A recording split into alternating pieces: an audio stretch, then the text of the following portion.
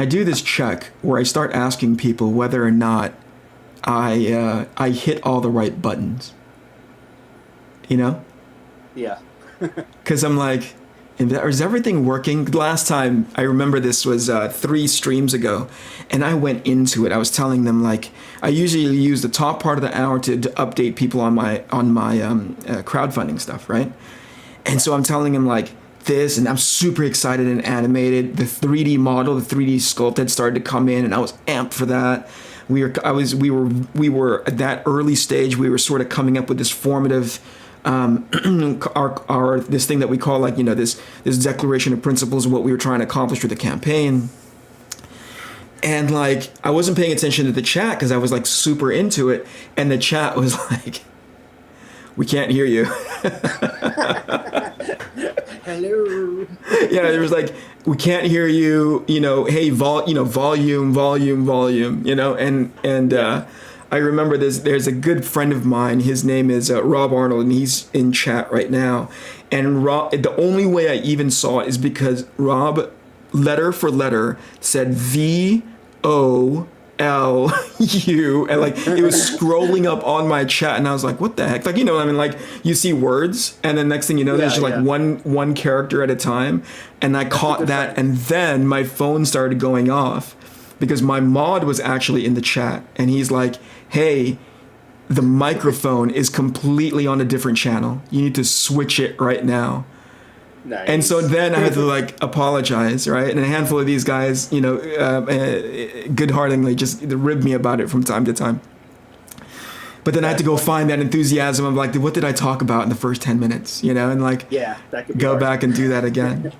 The what do you call it? The trials and tribulations of kind of not paying attention to, or not being, what do you call it enough? So meticulous enough of having a checklist. You know what I'm getting at? Like, my buddy has a checklist before he goes live. Is this on? Smart. Is the camera the fixed focus lens? Is it on my face? Is it all these things? Yeah, I don't, and then he goes live, thank you very much, and he checks in. Me, dude, I'll just hit live, you know, and then here we go. Yeah. All right, speaking of, thank you everybody for joining us. This is my good friend. We had a good laugh about this because I'm about to call him by his whole name, which I have never, I don't think, chained together at any given time. I've always just called him Oeming. And by the way, that's how you pronounce your last name, right? Correct. Okay. Although, real quick, I'll tell you, when we were filming the Powers TV show, and Eddie Izzard was in the second season, and he's 10 times smarter than you even think he is, and everybody knows how smart he already is, and he's even smarter than that. And he told me how to pronounce my name correctly. It has something to do with, I think it's called a diphthong, where the O and E are next to each other, so he was explaining it would be pronounced more like an Oeming, like this, you know, but maybe he's fucking with me, I don't know, because he's a comedian, so I don't know. Well, but it was the first time somebody taught me how to say my name. Right. Without any, you know, all due respect to Eddie Izzard. We're going to call you, I have a bad tendency of calling everybody by their whole name, so I'm just going to defer back to how I remember you. Guys, the gentleman who's joined us in stream today is Michael Avon Oeming, and what I know him primarily for, the thing that really caught my attention, not just from an artist perspective, but obviously as a creator, and if you don't know it already, please go buy this book. It's called Powers. He was the artist and co-creator of it, right alongside Brian Michael Bendis. What is it about that book? Did you guys have to have 3 names to work on the book? Is that how that... Was that a prerequisite? Pretty much. That was our contingency.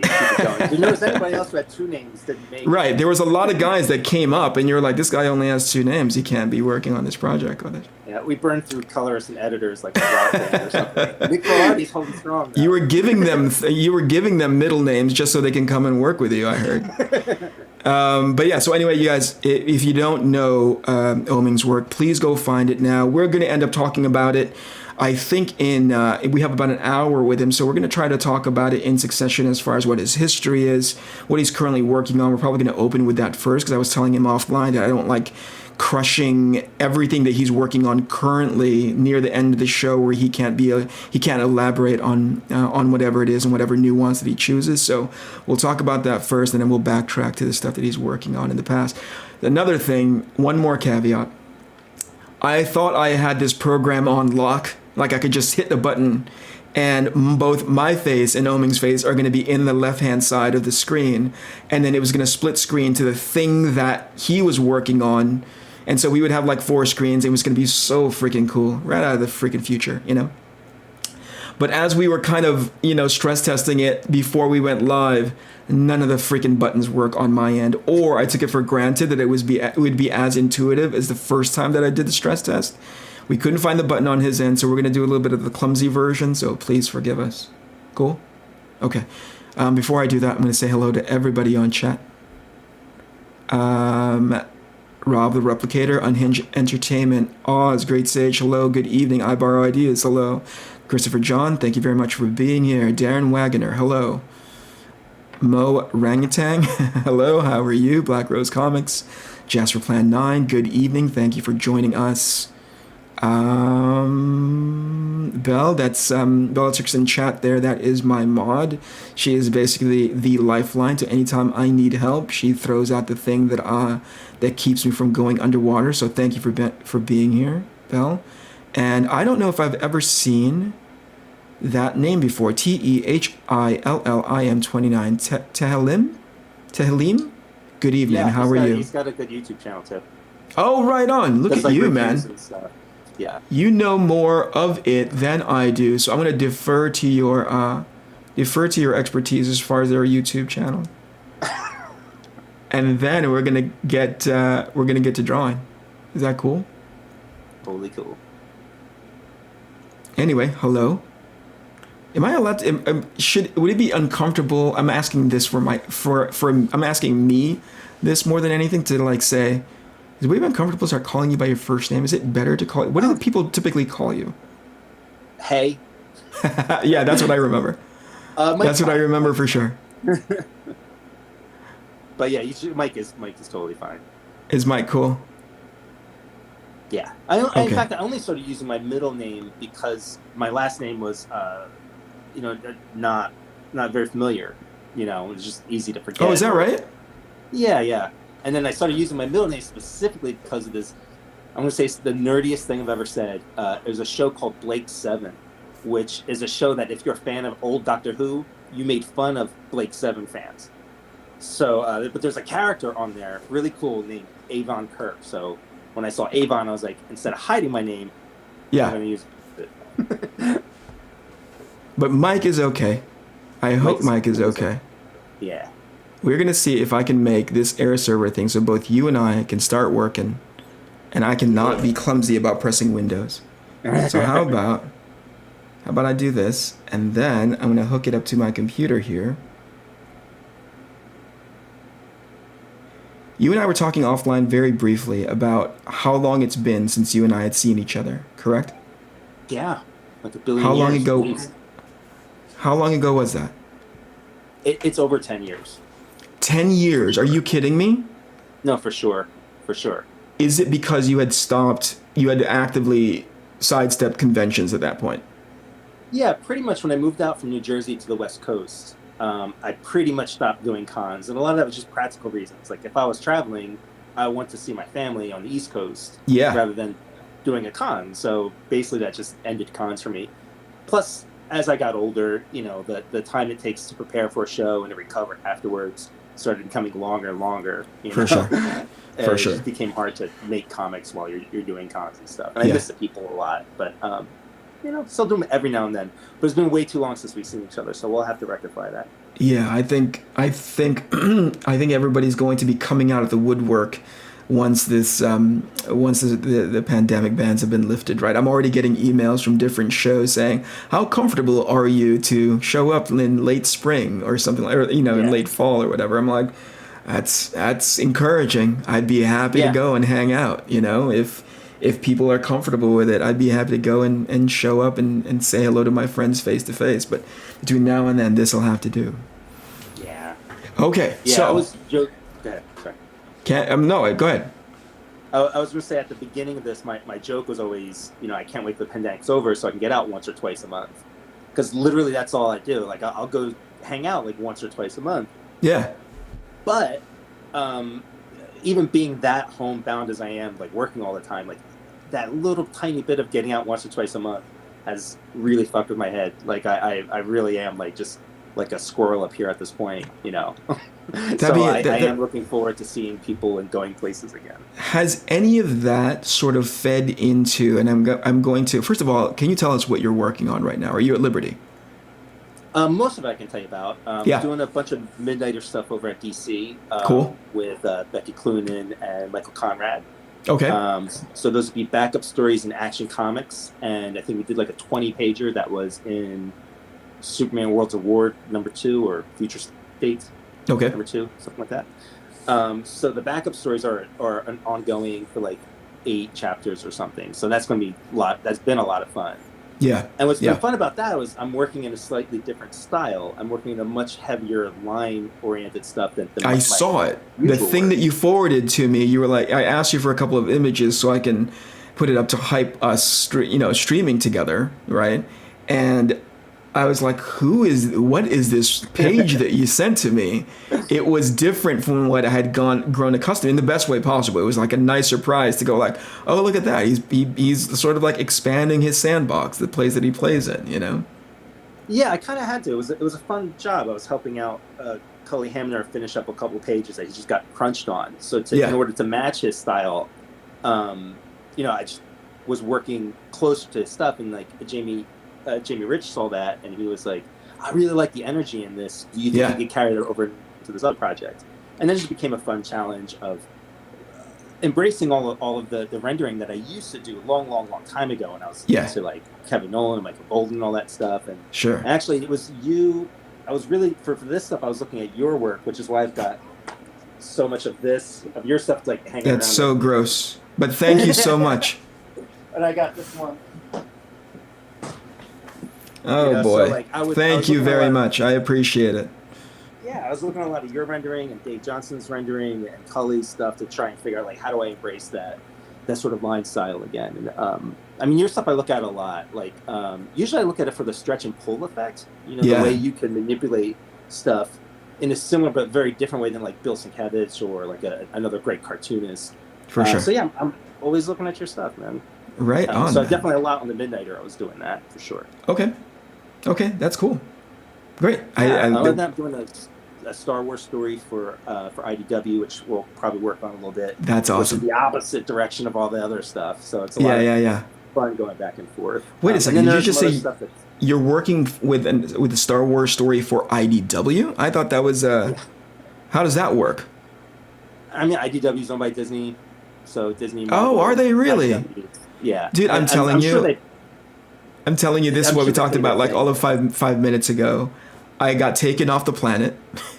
I got taken off the planet like 5 or 6 years ago. I don't know anything about mainstream comics, the business of it, who's drawing what, who's editing. Like, you just said an editor right now, right? And for the life of me, all it sounded was, it just sounded like a dial tone, right? Like normally, like 10 years ago, if you said you'd rattle off editors' names, I'd be like, oh yeah, I know that person. I've met them at a show. I've had an opportunity to email them back and forth. Editors now, they'll be like, oh, this is being edited by insert editor name here. I'm kind of like, cool. I don't have any point of reference. Yeah, I'm in the same boat. And that editor I've known for a very long time was our first Powers editor. But yeah, I don't know. Like at Marvel right now, I don't think I know any editors. Yeah. I think at DC I only know a handful. So I know what you mean. Yeah. In my opinion, like to me, it's like a different world now. You know what I mean? Like, it's got a lot to do with, and I'm going to tie it back to the first time that I had seen your body of work. You are actually, short of maybe 2 other people as I use as a point of reference, to go like, that guy is not associated with mainstream at all. And they are, between you and Powers. Powers was like the high mark for everybody back in the day when it was coming out. It was like they can make a success out of something that doesn't have anything to do with an S on his chest, or like, you know what I mean, or like a big X on his belt buckle, right? And I just remember thinking like that's and you had worked on that for how many years? 20. We just did a graphic novel that was kind of wraps everything up. Holy mackerel! That's a 20-year run on a book that doesn't belong to anybody else but you guys. Yeah, it's that amazing. bonkers good, right? I to this day I still kind of pinch myself over it. Like when I started drawing comics, it was because I wanted to make my own stuff, and I didn't know how realistic that was, and especially to make a living off of, So I'm grateful every fucking day about that happened. Like it's a true actual bucket list thing. Like a goal that I set as a kid. Yeah. That I've now been living that goal. Sure. It's just crazy. So I'm super grateful for it. Yeah. Thank you. It's that kind of stuff that still, in a way, I still have remnants of that feeling of like, man, if I get to do that someday, I'm going to freaking do it. Right. Yeah. And it just happened to be, for whatever reason, I remember talking to a friend of mine offline, and he said, hey, none of my business, but why aren't you drawing comics anymore? And I was like, what a great question. Right.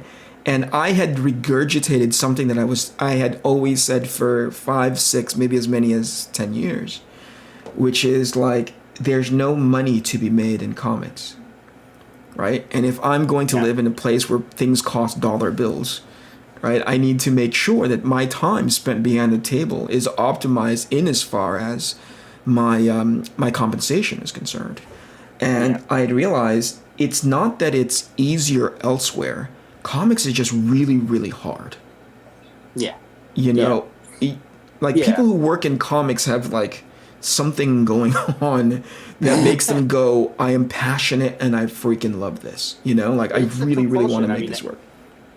I was working at a video game company for a while, and even while I was working there, and let me tell you, it was fucking awesome. The pay was great. We had amazing vacations. The people we were working with were all super smart. You could learn from everybody there. The whole experience was great. But I became like a functioning alcoholic there. So I was also still working, right? I was still making comics at night. So all day at a video game place, and then all night sometimes, like we're doing play testing, or there's extra deadlines and stuff on top of comics, and then there's like the social stuff and all that. And I got to a certain point, I was like, holy shit, I'm drinking in secret. This isn't good. Holy cow. You weren't kidding. I thought you were using that as an analogy. You were actually working on... Yeah. Holy mackerel, so man. Like, I would give me some orange juice and some vodka and get through the day, And that's when I kind of realized, this is too hard. Sometimes you don't realize how hard something is until you're through it. But that was one of those things where you're like, oh shit, no, this is too much. And the fact is, I just loved comics, despite whatever the problems with like the industry stuff or whatever. I just love it so much that I was unhappy doing anything else. And yeah, even now, like when I look into the future, I'm like, it's really hard to save for your future in comics, right? And like to plan for your retirement. We're doing it, we're figuring it out. But I'm not going to go anywhere else. My best bet is to just do what I do best. I'll be happiest that way. Yeah. That's fascinating. Again, going back to that most recent conversation, and I kind of nonchalantly just brushed it off, saying like there's no money to be made in comics, and that I had to sit down and think about that answer for a while, because I'm not the kind of person that just like, oh, I'm just going to say that because it's an easy answer. Oftentimes I kind of think about, I said that, but do I really believe in it still? Because I may have believed in it in the past. If I believe in it still, cool, I can go to sleep. But I started really thinking about what that meant to me. And I'd come to realize that I was just saying it because I was unwilling to go explore what comics meant outside of the business side of it.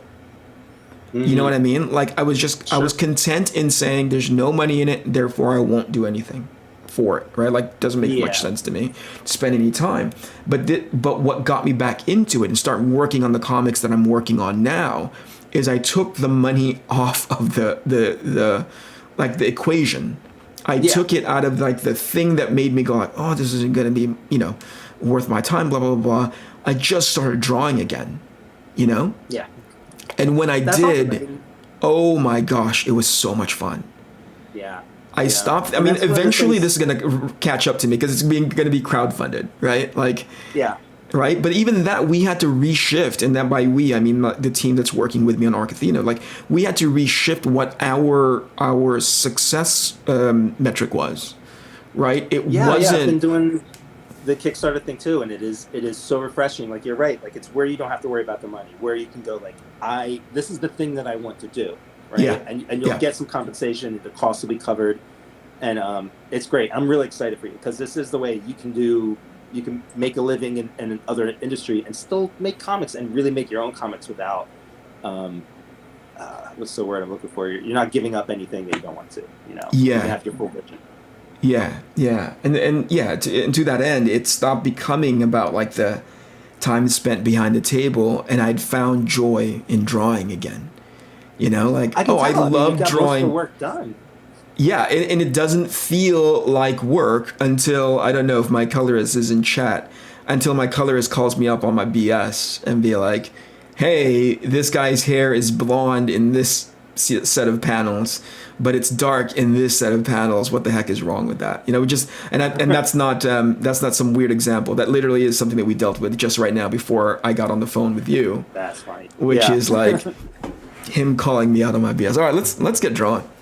All right, cool. All right, I'm gonna switch on my phone so it's yeah. I'm gonna switch you over to this, and then assign you to this. Ta-da.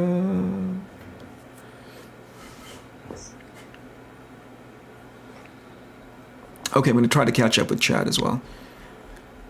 Sorry, folks. It's been a while since Mike and I have been talking. So hello, everybody.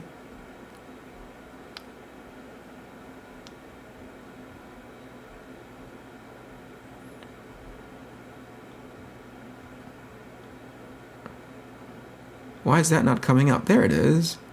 Rob's cover game is on. How long has it been since anybody has used the term on fleek? I haven't heard that in a long, long time, but hello. Well done, well played. SDA, hello, good evening. Thank you for joining us. Thank you for joining the chat. Really appreciate your time. Andrataz, hello, good evening. Somebody's asking you a question, Mike. They said, how are things going with Volume 3 of the Murder Inc. line in Jinx World? Did Mike step away? I think we lost Mike's audio, or he stepped away. Mike? Hello?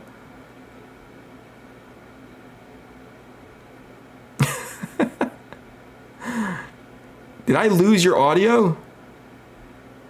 Oh boy. Oh, by the way, before I forget, Mike has a YouTube channel as well, so if you could join us, if you can join and go follow him, that would be amazing.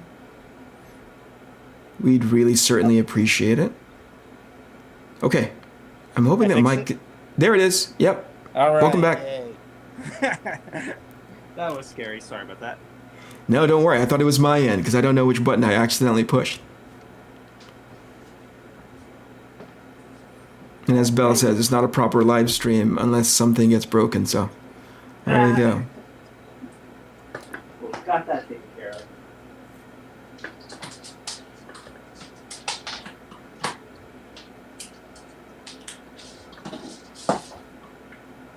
Okay. What was I going to talk about? So 10 years since you and I have seen each other. Is that around the time that you went back into video games? What took up that 10 years? Obviously still comics. Sorry about that. What probably would have been, do you remember what year that was? 10 years ago from today, 2000, what's 10 years? 2011, 2012? Yeah, I mean, I basically stopped doing conventions around 2009, stuff like that. Yeah. I did like a few, so that's probably when we saw each other. But I can't say I remember much about it. But I have a horrible memory for things in general. It's a strange space, and I mentioned it earlier, but I remember being in comics pretty hardcore, and it's not as if I technically left the comic book convention scene because I always travel around with the Essential Sequential crew. By the way, And if any of you are so inclined, please go buy my sketchbooks and my original art. You can go get it at essentialsequential.com. Click on my name. There are a ton of other artists there that are being represented by my good buddy Jason Schachter. He'd love to help you out. Reach out to him if you have any special requests in regards to commissions. Anyway, enough shilling for him. But I what do you call it? I travel a lot with the Essential Sequential crew, who are obviously still very much plugged in. You mentioned earlier that you work with Cully on some of the stuff for DC. So, on occasion I get the opportunity to sit next to him at a show, which was great. Dave Johnson as well, Dan Panosian. So, I never really left comic book orbit per se. Just the business end I had no idea about, Yeah. I had no idea about where everything was trending in as far as like what books sell. I just like hanging. The reason why I would go, and we spoke about this like really super quickly, is that I just miss my friends. It was an opportunity for me to get out of the house and go hang out with pals, and it just happens to be that they're in one big city over, right? Yeah. And I would go hang out with them that way. But in as far as actively seeking work, which, oh my gosh, I see my friends doing it, and I'm like, that's daunting. The idea of being at a show, establishing, trying to sort of like, establish or reestablish relationships within the industry. How stressful that must be, on top of trying to make up your time while you're there at the show itself. You know what I mean? Yeah, it's crazy. I don't even know how to, like, when you're talking about like con stuff and like meeting editors and the networking stuff, I don't even know how you do that anymore. Literally, I don't know how you do it anymore, because like I understand largely you don't see editors doing portfolio reviews. They do, but it's like all scheduled and it's like super hard to get into and stuff. From what I understand. Right.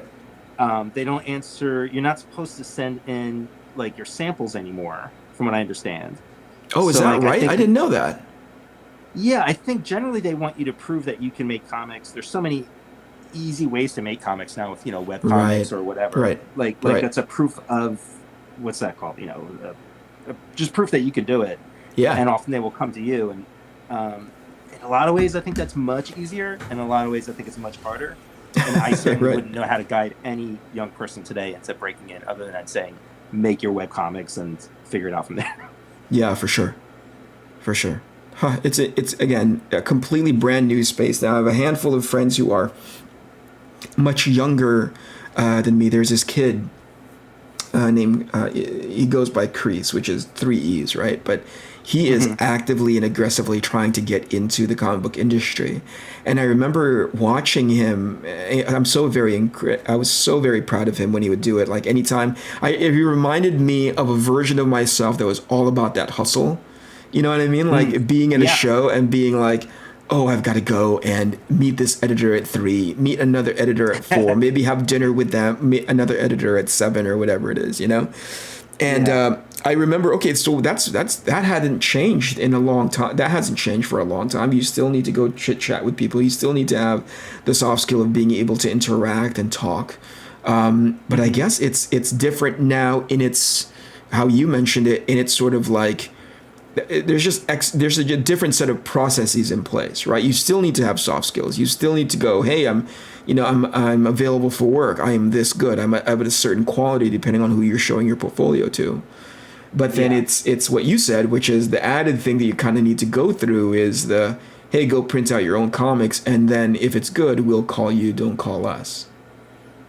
Yeah, I think it makes sense. It's a proof of concept. There's easy ways to get stuff done now, like way back in a day. Like if you wanted to do your own comics, self-published comics, you had to start out with close to $2,000. Like for sure. Your story, for sure, anything.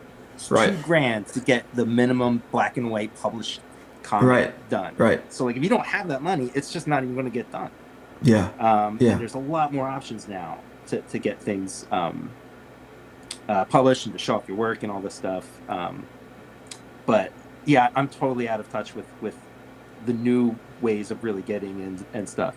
And it's kind of exciting though, to be honest. Like I watch, it's almost like this new sort of Wild West of different rules and pluses and minuses.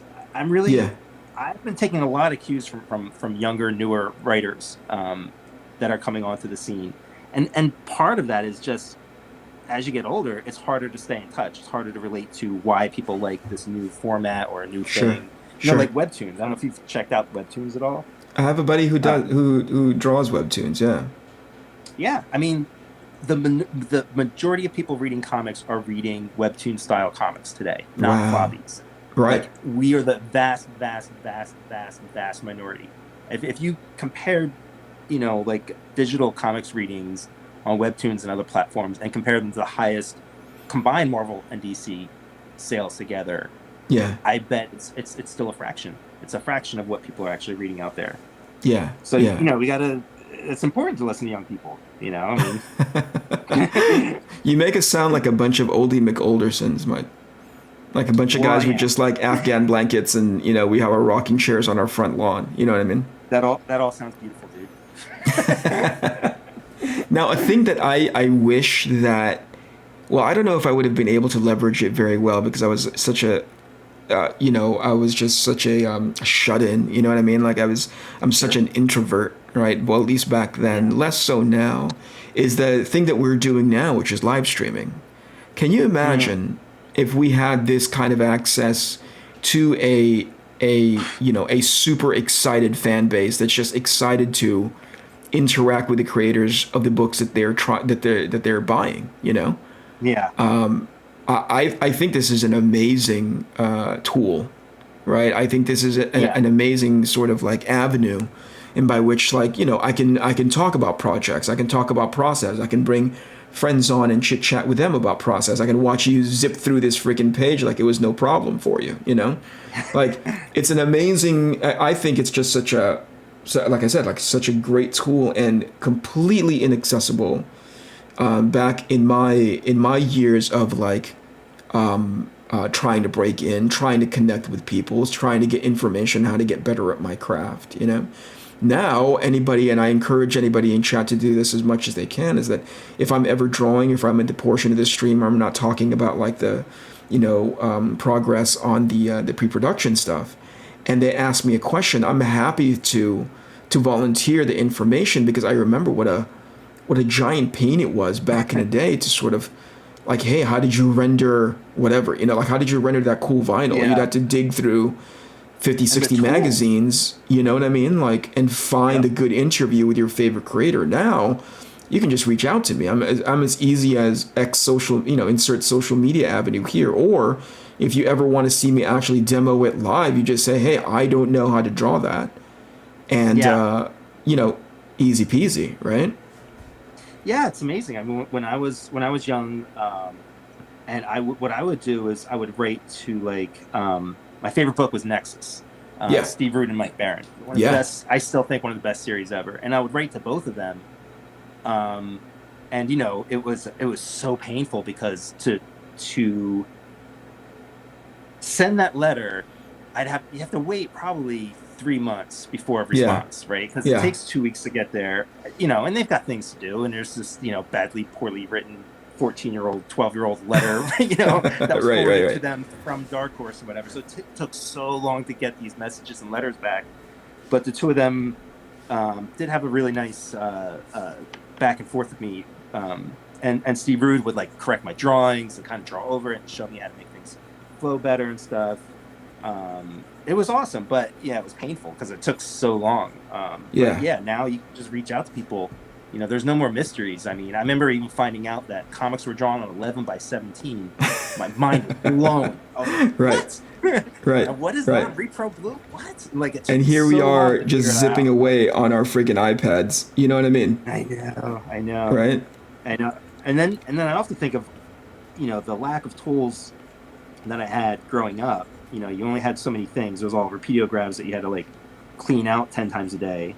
And now I can work on something so quick here. Like, I don't have to dip my brush. Man, I'm watching you zip through, keeping that line so super bouncy, you know? And just it's seemingly that you are that confident and that comfortable with the stuff that you're doing, where you're like, me, I would labor over some of that bounciness.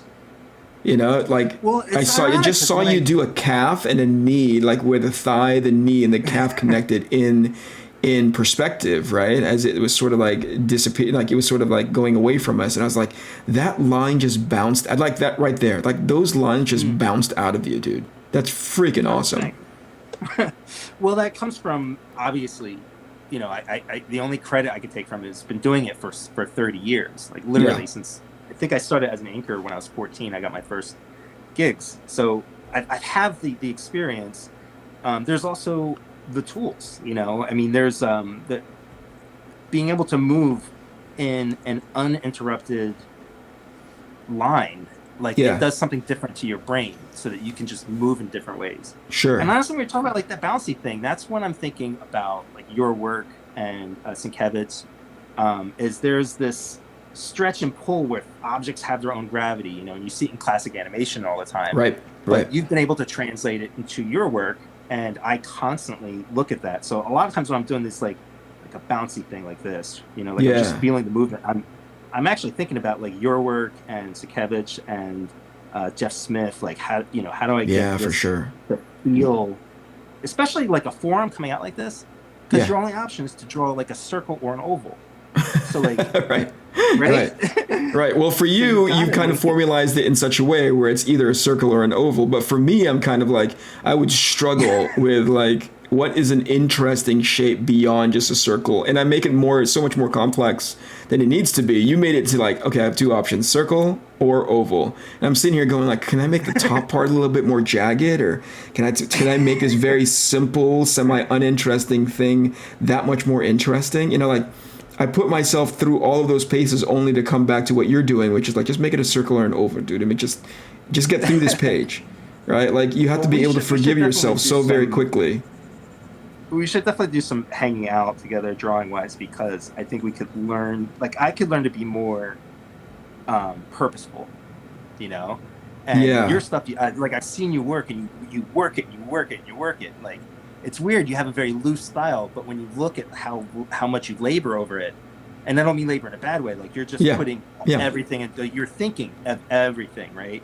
Whereas I'm a non-perfectionist. I'm like, just get through it. And especially digitally, like I can make mistakes. Like I don't like, this face is wrong. This face is off model and I don't like it, you know? Right. But what I'll do is I'll finish it and I'll go like, well, now I have the confidence in my mind that panel's basically done. The fixing won't be that hard. I'll go back to it later. Right. And digitally, it gives you that confidence of like, oh, it's fine if I screw up. Not a problem. You know? Yeah, I think that's the key in regards to whenever I'm doing my work, right? Which is like, you want to make it look effortless, right? But it took so much stupid work to get into a space of like, well, there's some things I can, like, you know, what you don't see is the pencil line under here, you know? Like my rough sketches under here where I'm like, I don't understand how that mechanism works, or how that, you know, how that cylinder is convincing that it's moving, you know, like it's all of those things. And then once you land it in pencil form, then all the inking is just, at least to me, autopilot, you know? And oftentimes when I'm streaming, that's what people are seeing, me going onto autopilot, and they're like, oh, it looks so easy. But I'm like, it's fucking painful for 3 hours there, you know? Absolutely. This is the hardest part for me, is the penciling. Even though my pencils are super loose like this is where all of the thinking and all the energy goes into.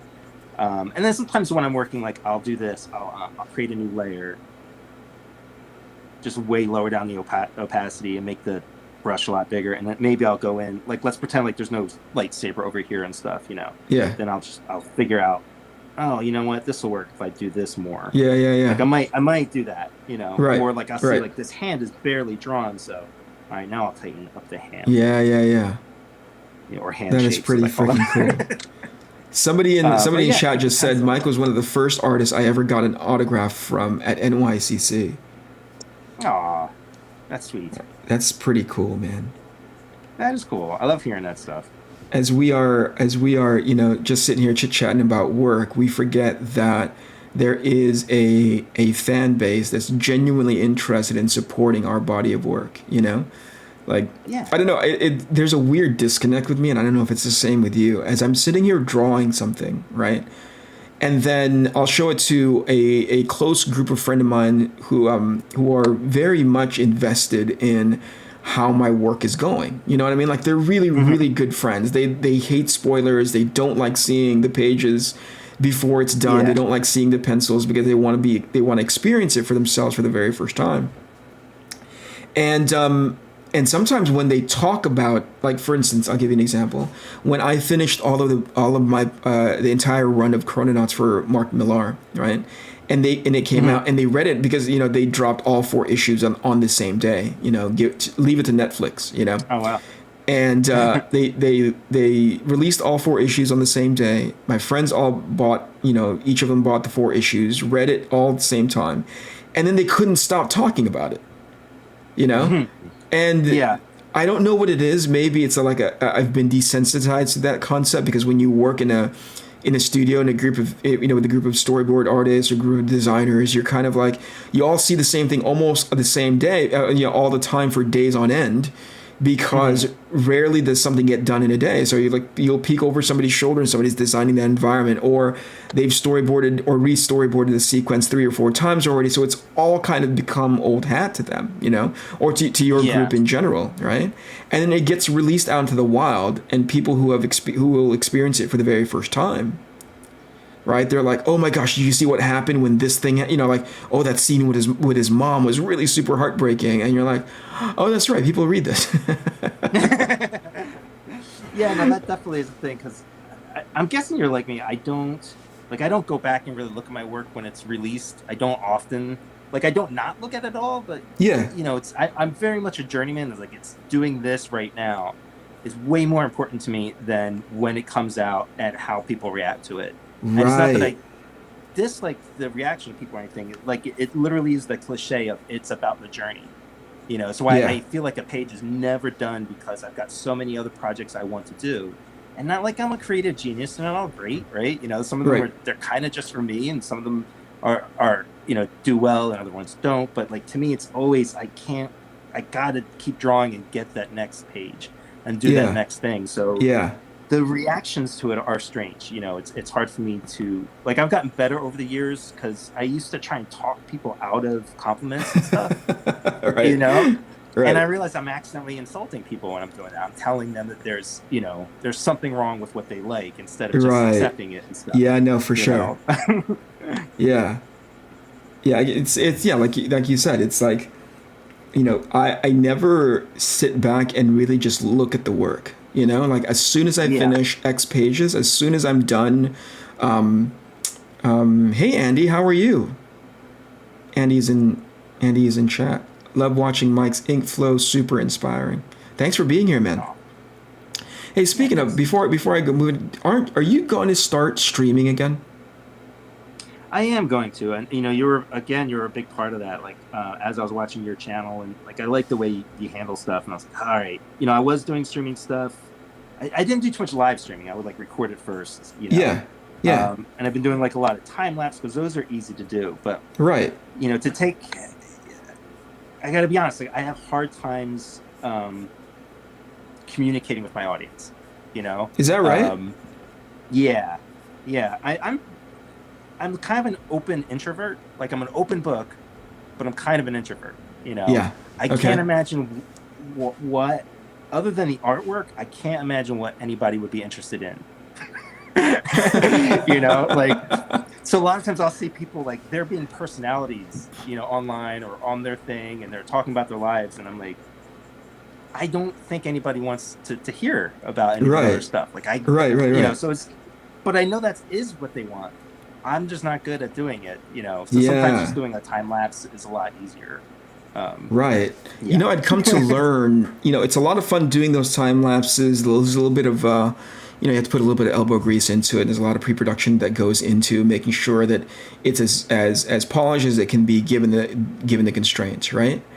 But I also see the value of being able to connect to, I said before, a really excited fan base of people who want to be there and enjoy the company of you and your work, right? And I know you said it earlier. It's there's some people who just have the gift of gab. They can just talk, make everything seem interesting, and I am in complete amazement and awe of those people, because I often talk process, and I often talk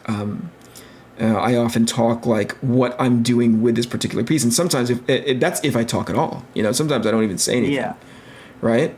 But there really is a value in live streaming, especially if we tie it back to what we were talking about before, which is, we are in a new, we are approaching a new version of what it means to publish this stuff under our own power without having it be, having it cost a small fortune. This is another tool in your kit that you can go like, well, unlike before, where the model had to be about, selling 100,000 copies of something if we were to consider it, successful. Yeah. Now it can be a bit more targeted to those people who are incredibly passionate about supporting you. That's what I'd come to find, because not only are they invested in the artwork, in the project, your personality gets embedded into that experience as well. Like, it was a surprise to me. I'm like, really? You guys fucking care who I am, But they genuinely do. They see it as an opportunity to help an individual, as opposed to like a logo or a you know what I mean? Like like a logo or like a company trademark or whatever, Absolutely. And these are the reasons why, again, you've got me going to streaming again. I like how you really tied in almost the launch of your YouTube site with the Kickstarter. Yeah. And watching just how you're able to smartly marry those things together, it makes a lot of sense. Like, it took me a long time to want to do a Kickstarter, because I didn't like that idea of selling to a small audience of people, right? Yeah. Yeah. Like my after I'm doing basically like a 300 print run, right? And like for the longest time that kept me away from doing it until I did it. And despite the fact that that's a fraction of what the books typically sell, every single person is reading those books. Every single one of them is reaching out to me in DMs on Kickstarter. They have it's such a deeper connection, like I've never really experienced or appreciated before. It's crazy. So yeah, I'm glad to see you doing it, and I think this is perfect for you, and we're taking cues from each other, which is cool. Yeah, man. I think it's, if I've come to learn anything, is that, there is something to be said about 100, 200, 300, like sort of frothing at the mouth fans for your work, right? And they are going to be sort of the stewards in which they are going to take it upon themselves to spread the gospel of whatever it is that you're working on, so to speak. Yeah.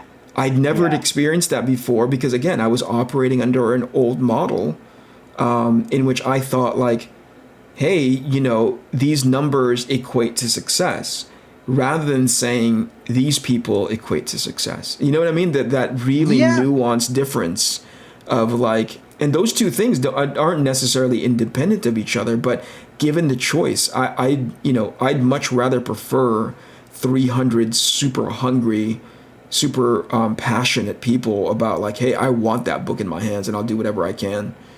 I'll do whatever I need to in order to support your body of work. I'd never had that before. I was so disconnected from the concept of a community. And Bell can talk about this. Way back in the day when I was streaming on Twitch, I held everybody at an arm's length because I never really understood the value of it, And then like only much later, and especially the moment I started realizing, oh, wait a second, something inside my head just flipped. You know what I mean, Mike? Like I just kind of thought like, I'm approaching this incorrectly. Not necessarily from a business perspective, but certainly from a sharing perspective, which is like, I want people to be excited about the thing that I'm working on, as opposed to I want the people to be excited for me that I am working on this thing, as opposed to being excited just for the logo and you know what I mean, and the symbol, right? Like I want, that's if I could have a choice, it would be in that space, right? Yeah, and I can see that being a really scary jump for you too, because for sure. when you work for Marvel and DC and stuff, and Image, you've got this kind of machine behind you. I had a bit of a taste through Powers of what that one-on-one, somebody who's just into your stuff, it's like. So going to Kickstarter wasn't as scary for me, but like I see what you're doing here. It's like, man, you're bringing it. You're just a huge book. You've pretty much already drawn, and now you're showing it to people, and that was kind of my approach too. Like I did my first 4 issues, or I think 3 issues of Afterrealm were actually finished before I started the solicitation. Right. And that's because I just have a habit of just working on stuff when I have an idea that I like. I just started, finding little bits of time and let it build up, and then once I'm ready to release it, I'm ahead of the game a little bit. Yes. So you're doing a great job on that, man. And it's primarily like somebody had to cue me into 2 different things. One, the thing that will keep me excited, which is like I just love drawing this stuff, right? But then the other one, which I had very little experience in, was the having the business acumen to understand what it meant to have a successful launch or having a successful Kickstarter, having a successful, Indiegogo campaign, Yeah. I never understood what that. It's easy to get lost. Oh, say again?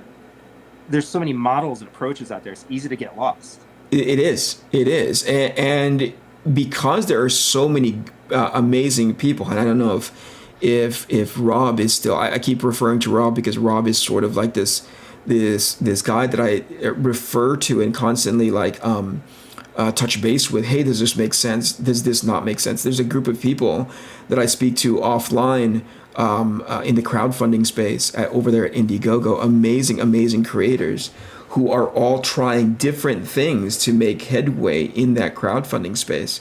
And so to have them as a resource has been an amazing boon for me. And that is something that I'd never experienced in another time, because like you said, there was an infrastructure built around mainstream comics publishing, right? As far as I knew, right, I would finish the page, I would turn it in, and it would go on like that for as long as they would have me on the project. But this is something else altogether. You're kind of like, okay, I kind of know how to draw the page, but what does it mean to be in the business of crowdfunding? What is everybody else doing?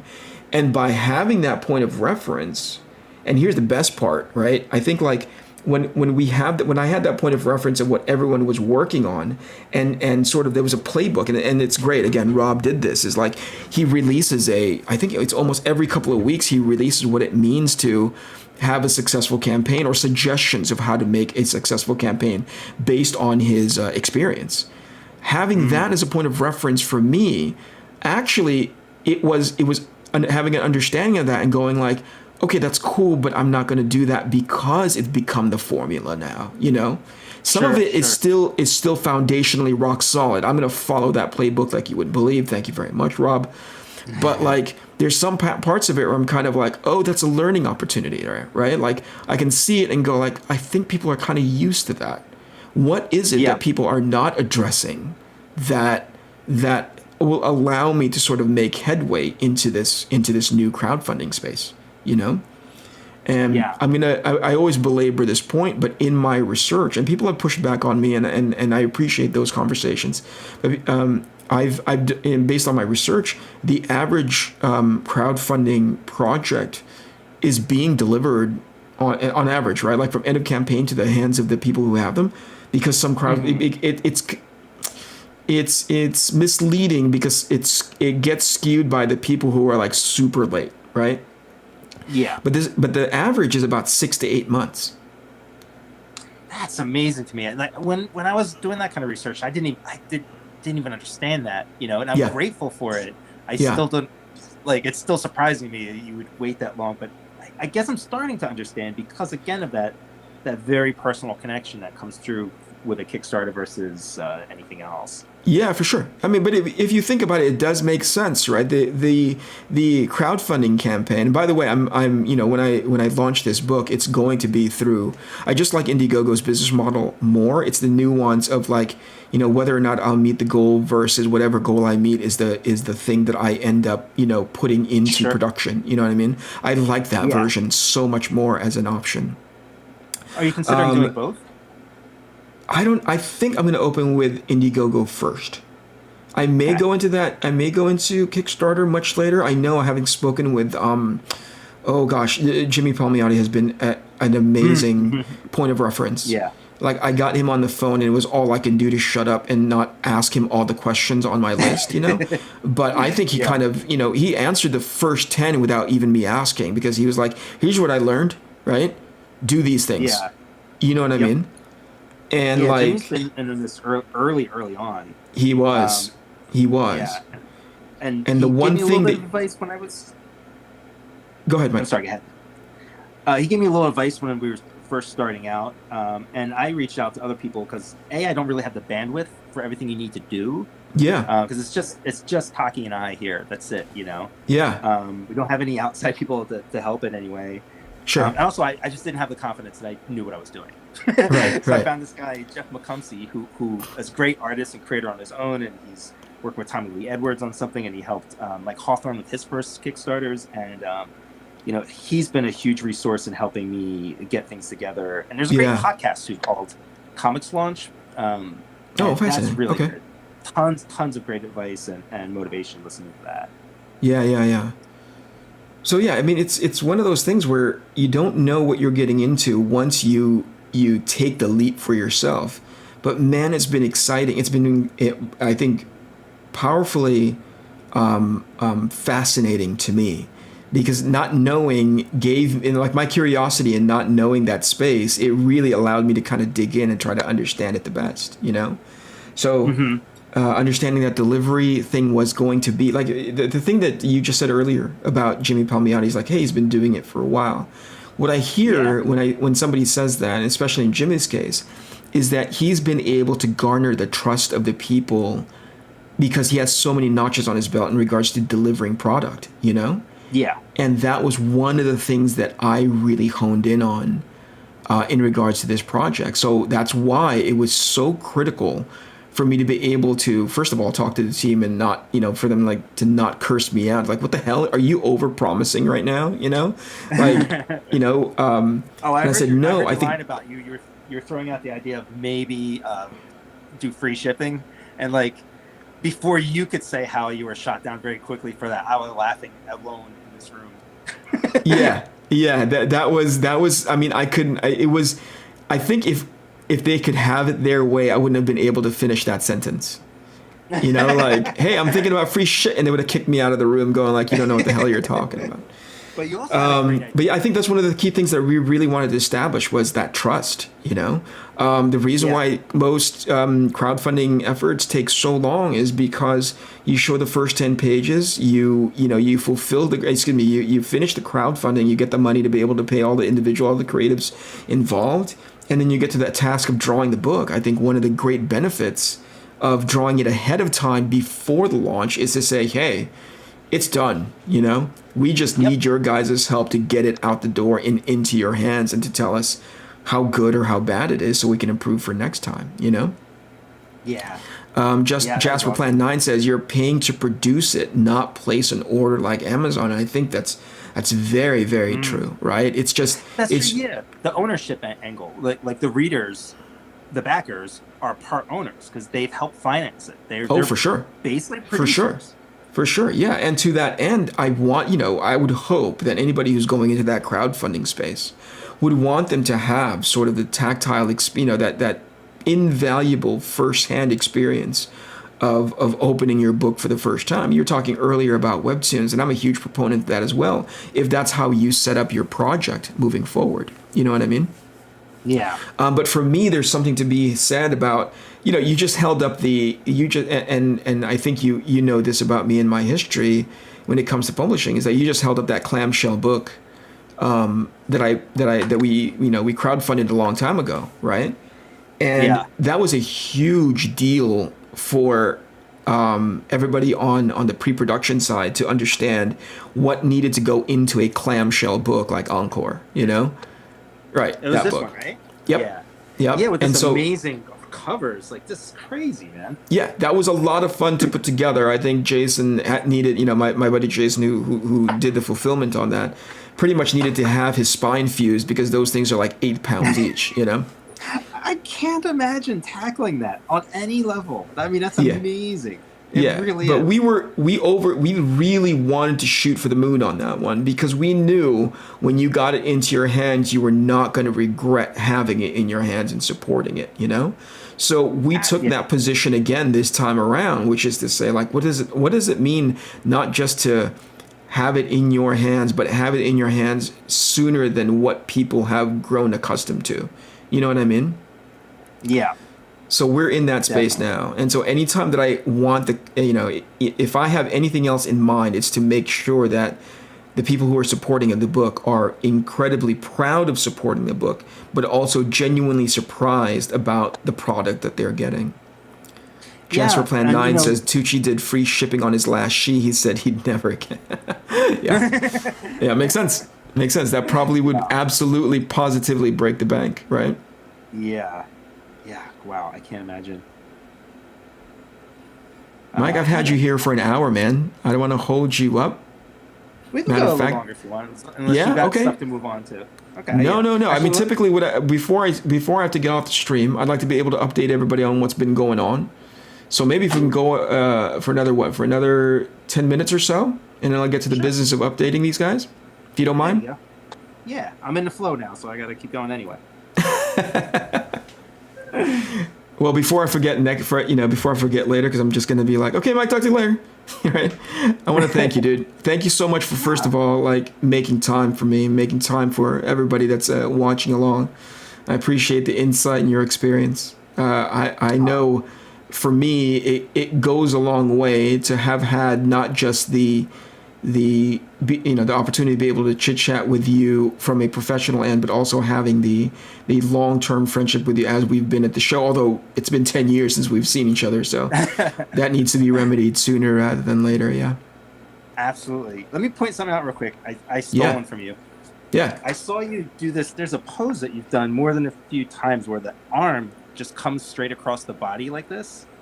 And it's not this particular piece, but there's one of the pieces like this, and it just captivated me, and I draw it all the time. There's something about the shape, right? It's just flat, and then it's whoop, like this. And when it comes across the body, it's a giant cheat because it prevents me from drawing like the upper part of the torso, you know, like where the shoulders connect to the torso and stuff. Yeah, it's like land the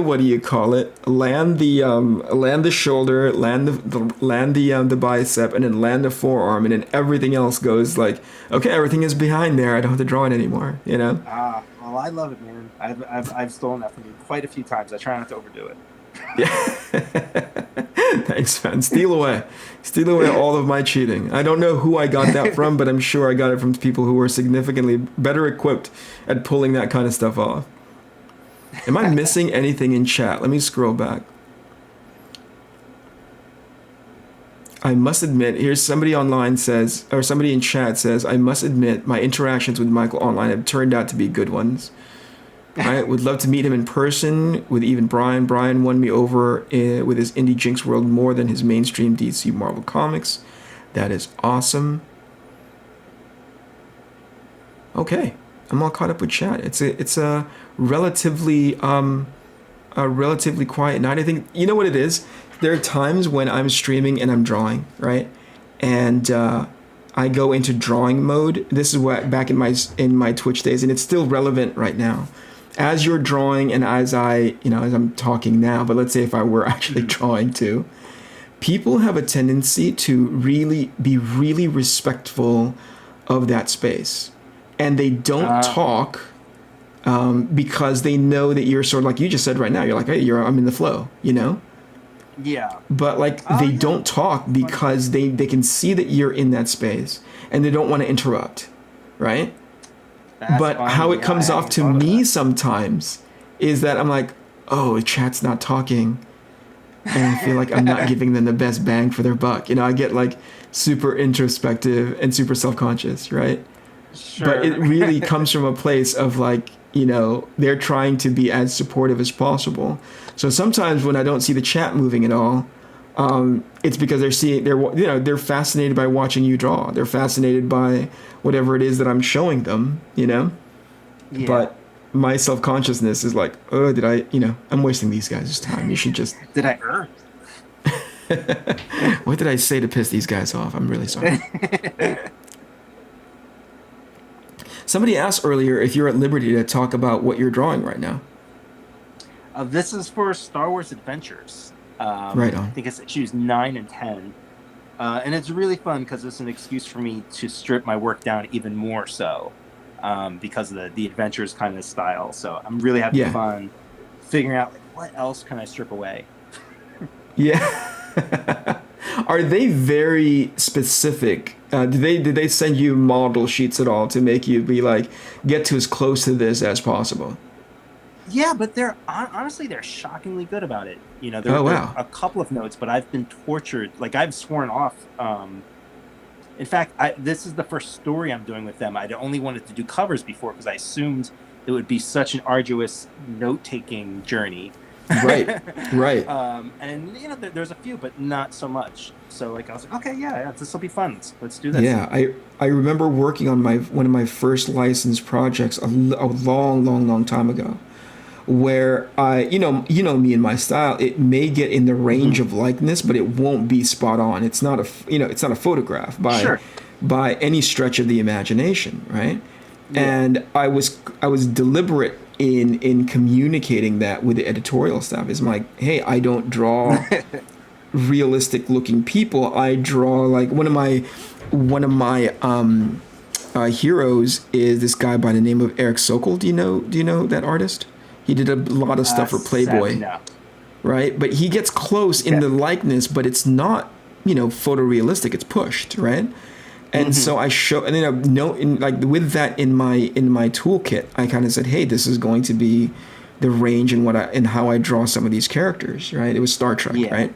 It's like the original series, and I surprisingly they were like, yeah, sure, absolutely, this looks great. The rough look great, the inks look great, and I remember walking away from that being pretty positive and excited and invigorated because like, oh, cool, I got to draw a Star Trek cover. A week later, that stuff started coming back with so many notes, and it had left such a profound, profoundly bad taste in my mouth that I was just like, I'm never gonna do that again because there's no way I can spend enough quality time making it to the picture that they have in their head. You know what I mean? Yeah, and it's just part of the nature of the beast because I'm betting what happened was that the people you were working with saw it and thought it was fine. Right? Yeah. And then somebody else along the line was able to speak up and they either, for whatever reason, had their notes. So like, even with this, like, maybe 3 weeks later, I'll get some notes. I drew all the wrong stormtroopers. I don't know. Oh, holy crap. Yeah. But again, it's digital, and like after a certain point, the work isn't that hard to fix as long as it's not like a complete redraw. Right. I think in my case, it was a complete redraw. They were like, this kind of looks like Kurt, but the way his proportions are, he needs to eat like a couple of hamburgers. It was really poorly done. Oh my God. But I think also there's a part of me, and I don't know if you are the same. In my youth, I used to be so much more arrogant about the whole entire pre-production process of making comics, especially in a case like that where it's obvious that it's a license and likenesses are super critical, right? Like I'd walk into the space and be like, yeah, whatever, I'm fucking awesome and I'm gonna get to draw this the way I want, But nowadays I'm so much more, I try to be so much more aware of exactly the kind of legacy that this thing has established. I talked about this 2 streams ago when actually somebody was this guy named Perch. He has a show on YouTube called Comics by Perch, and somebody had put up an image. Somebody had sent him an image of the Spider-Man thing that I drew, and I had a good laugh about it. I apologized for it. And he said, what is it about this thing that you can't stand? I was like, well, it was because I was young and I really wanted to pay tribute to the Spider-Man that I grew up with, which was Todd McFarlane. But at that point in time, Todd McFarlane had since moved on, and Spider-Man as a book, as a series, was looking very differently than how he drew it back in the day, And because I was young, because I was brash and arrogant, I was just like, I'm going to draw whatever the heck I want. Whereas now, given that same assignment, I'd be like, oh yeah, okay, let me understand how Spider-Man is being drawn. And I need to be really careful, even though I take, I make certain stylistic choices, not to go too far left and too far right, because I have a brand and a standard to uphold, Sure. So it really is a lot of I think of that and I think like, man, I'm getting way too mature for my own good, where I'm filing down all the teeth, No,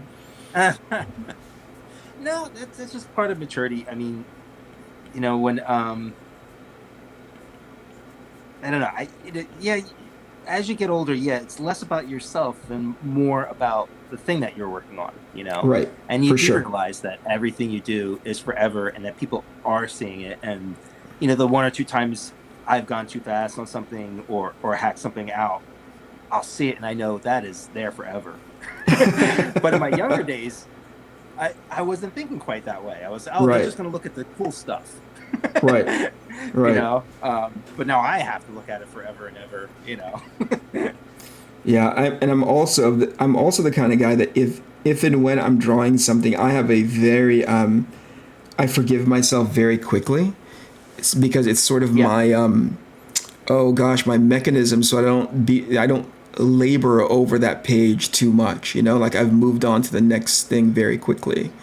Or as quickly as I can, right? Without having to sit there and be like, oh my gosh, that forearm isn't right, that angle isn't right. Oh man, I could probably find a different perspective that'll make that work a little bit better. That kind of thing.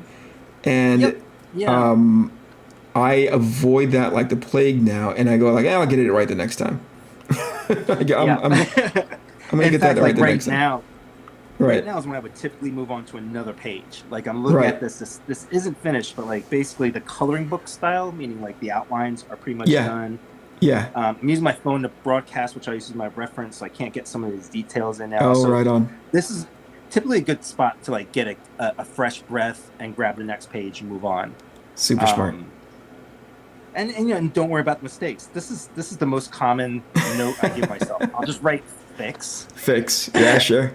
And then move on. That way I don't look at the page too quickly and realize, oh no, that was horrible. I need to fix that. That's very cool. Same here. All right, Mike. I'm gonna excuse myself and try to incorporate the word fix into my projects. Thank you so much for joining me. I'd really appreciate it. I'm gonna get to giving these guys their updates. We're gonna have to do this one more time. You tell me when your stream is up and running again. I'll be happy to promote it and throw as many people your way as possible. All right, thanks, man. Yeah, my actual YouTube channel is live. You just look up Oeming, it'll pop up. But yeah, I'll eventually start doing some real streaming again. Thanks for having me on, buddy. That's wonderful. And then please don't forget, Mike is also on. Where are you active? More active, Twitter or Instagram or both? Twitter for the most part. Instagram's pretty active too, but I would go Twitter though. Wonderful. Go follow Mike there. Thanks, Mike. Have yourself a great evening. I'm gonna keep drawing. We'll chit chat later. All right, bud. Take care. See ya. Bye. Bye.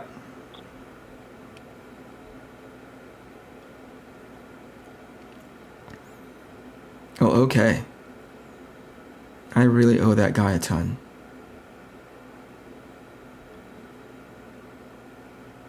I wonder if that was okay with him.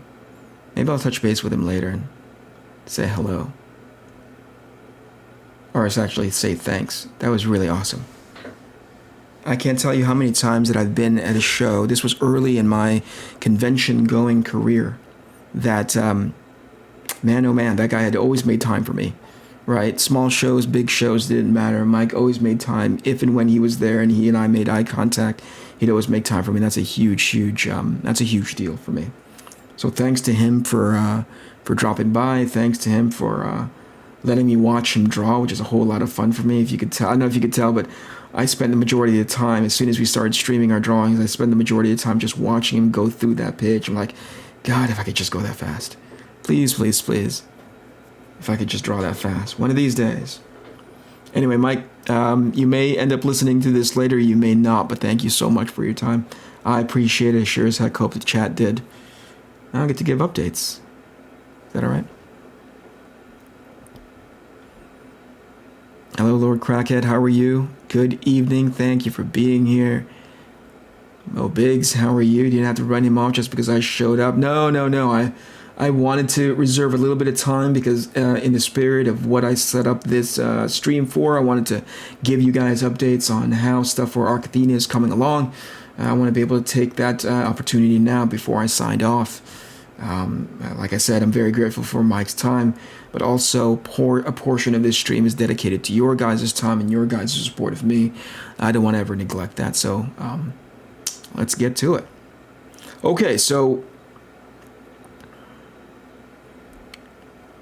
it was impressive that he was streaming from his phone. Yeah, we couldn't make this whole screen sharing thing work. And I wish my buddy was around so he could show me what button he pressed, in which he can both have his computer, his camera be on his face, but also screen share whatever was on his desktop. But it didn't seem to work with Mike. I don't know what button I may have accidentally pressed or not pressed to give him that opportunity or give him that those controls. But I'll get that worked out next time for the next guy that comes on. Sorry to Mike for the umpteenth time for not being able to make that work. Okay, where was I? Let's see if I can show you guys what is on my screen. And then, there we go. Okay. So I want to show you the latest page that Jules sent to me. Giuliano Paratelli, who is the color artist for ARC Athena. And by the way, if you haven't subscribed to the ARC Athena newsletter, you can do so in that link that Bell just put in chat. Just go to the .com. Just wait a couple seconds and a pop-up will come up, or you can go into the upper right-hand corner.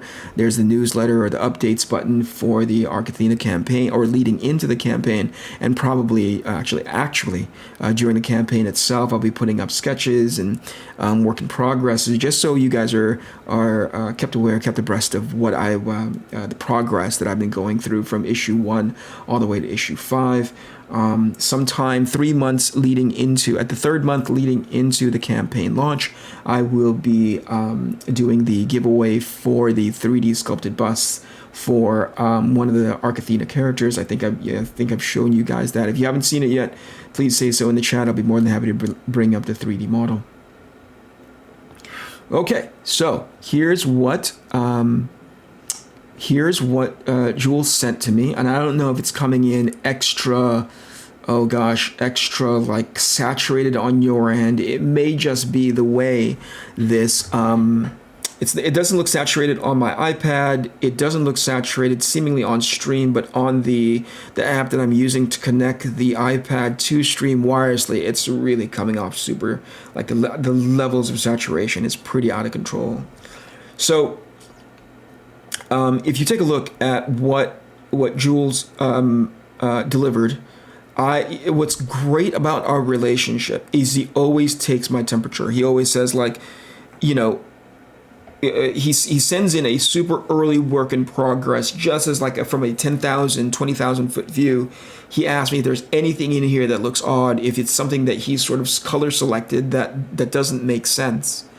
And then I'm going to send myself the image that he just turned into me, so that you guys can have it as a point of reference in regards to this finalized image. You can have the finalized image and point of reference to this image that I've made notes on, and what an amazing tweaking job that he did to accommodate me. So please stand by. Let me send it to this iPad.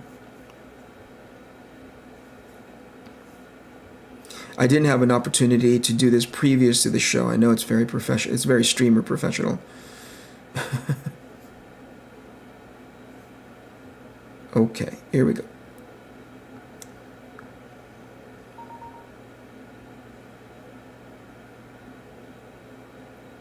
Did that go through okay?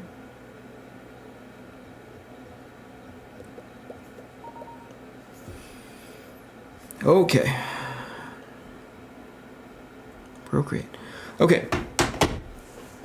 So he turned in this page, and there's a couple of things, and you can't tell what it looked like previously, but these are the notes that I give to him. So there's things that he is tentative in, and I hope he's not in chat, because if he is, Jules, hello.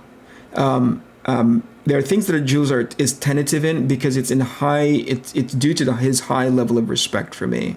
One of which is he never tries to disturb the line art all that much, right? So something that I sort of do a shorthand for in regards to like a fast spinning gun barrel. I do like a quick render run in black and white, but Jules doesn't know when to, because he's so respectful of the art itself. He could have in his head, I know he's this level of mind reader. He's like, I understand what Eric is trying to do in regards to that gun barrel. He probably wants that as a blur, but I don't want to disturb that until he tells me to. And I eventually did anyway. So that's why I circled it in green there. And I said, hey, put a blur effect on that so it seems like it's spinning at a high velocity. And that's what he did. The other thing that I made a note on is if you take a look at this gun barrel, the original of it was almost the same color temperature as the rest of the body for Heavy Gun Havoc, who's this character here with the triangle, with the inverted triangle on his forehead.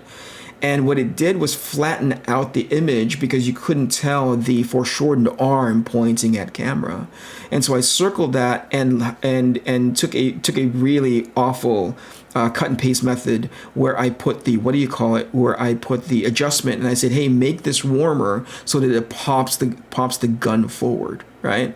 The other one, and this is something that we're still debating, when I first showed pages with Heavy Gun Havoc in it, he is obviously inspired by Masamune Shiro's character from Ghost in the Shell, a character called Batu, who has, circular dots for eyes, technological dots for eyes, right? These rivets over his eyes, blonde, flat top hair. And I had drawn him in and people called it out and said, hey, that kind of reminds me of that character. And I was like, yeah, it is kind of that character because it was my tribute to him. But if it's too close to center, I don't want to accidentally, I don't want to do any kind of disservice. You know what I mean? If people are going to get hung up over the design. So I went back and all of the pages that I had generated up until then, I redid all of HGH's hair design where it turned it black, right? Turned it jet black, kind of made it more look like Wolverine. And Jules had already rendered it in this blonde color. And I said, hey, Jules, can you go back, re-render everything with brand new, with a brand new hair because it's like jet black now. And he's like, okay, yeah, sure, no problem. And then he went and rendered it and I took a look at it and we both took a minute and said like, that blonde hair looks so much better on him on his character design. And so for the better part of the evening before I started streaming with Mike, he and I were talking about what we can do to negotiate the blonde hair without infringing into that Batu Ghost in the Shell design. And I think we'd come up with something. But in the image that I'm about to show you after he made the adjustment, it accommodated for that jet black hair. So that's why I made a note that says check folder for new head, or basically a new hair design. The last thing is that he established this depth. And I don't know if you guys can see my cursor or not, but I'm going to put another layer on it just to be on the safe side. He had established this depth on this character here, on this like creature, right, by having an atmosphere that pushed back the line art, basically pushing it back into perspective. But if you think about where that character is or where that creature is in regards to one of the main heroes, this character called Undisputed Phoenix, this person who has the ability to grow in size, turn into a rock, to turn their skin super rock hard and like have the speed of the cheetah. That's how they activate it. Similar to, oh gosh, who did I steal that concept from? Anyway. They're conceptually to be on the same plane, but the way Jules had rendered it, she was still in that hard black and white line art, right? And so I made a note circling the example, and this is the brilliant part about Jules's work is rarely is he ever unprepared for the concept that I present in front of him. But sometimes he'll miss it. So I'll just use something that he's already done and call that out for him to go and accommodate. Does that make sense? So in this case, he already had done the rendering technique that he needed to do for this character in the far right. And I just called it out and said, hey, put them on the same plane so that the effect that you're using on this creature should also be on her. And so he turned in. By the way, look at these freaking glow effects inside these knives, man. These telekinetic knives. Holy crap. Isn't that great? Doesn't it just look so, like there's a level of translucency to it? Holy Moses. Great job. And this thing in the far background. Again, I hope it's not coming off too acidic on this stream, but that rig, that oil rig in the far background is freaking great. So anyway, here's what he turned in. Oops.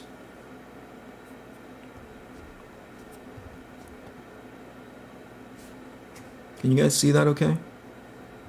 So he did push back the girl in the far right. They're both existing on the same plane now. He warmed up this gun so that it really pushes forward, right? All of that's being impacted by the muzzle flash. But there's that dark hair. And so the cool thing about our working process, he asked, he's like, so you want it to be jet black from here on down? And I said, yeah, I think. What do you think? He's like, we can try it. And I love that answer. Let's try it. Which means he's not married to it. He just we both want to see what the effect is, right?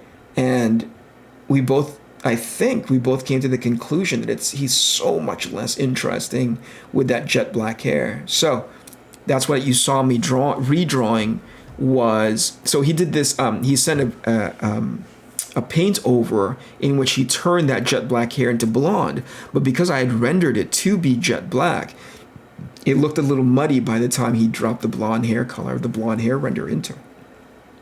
So I messaged him right before I started stream and said, hey, I'm going to re-render that hair again, now allowing for you to do your magic as far as blonde hair. And that's what I was working on while Mike was streaming. While Mike was joining me on stream. Okay, cool.